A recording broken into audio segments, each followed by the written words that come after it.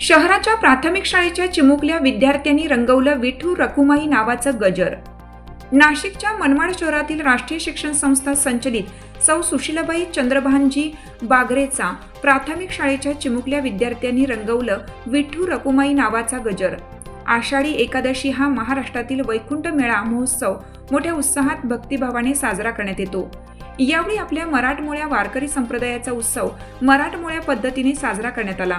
ही परंपरा नवीन पिढीला समजवण्याचा प्रयत्न करण्यात आला।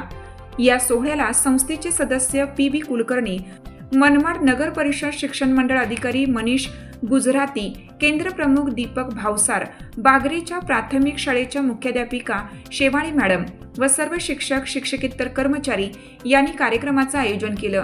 शहराच्या मध्यवर्ती मुख्य ठिकाणावरील छत्रपती शिवाजी महाराज यांच्या पुतळ्यास पुष्पहार अर्पण करून अभिवादन करण्यात आलं। शालेय चिमुकल्या विद्यार्थ्यांनी विठ्ठल रखुमाई यांची वेशभूषा करीत, डोक्यावर वृंदावन घेत, पारंपरिक पद्धतीने वारकरी पोशाख परिधान करीत, गळ्यात टाळांचा साज घालीत विठ्ठला विठ्ठला नावाचा रंगलेल्या गजराने परिसर भक्तिमय झाला होता। या महोत्सव रॅलीत भक्तिमय वातावरण तयार होऊन साक्षात पंढरीच असल्याचा भास प्रत्यक्ष जाणवत होता। या चिमुकल्या विद्यार्थ्यांनी विठुराया रखुमाई नावाचं सर्वांचे आकर्षणाचे केंद्र बनवले। यावेळी विद्यार्थ्यांना फळ वाटप करण्यात आली।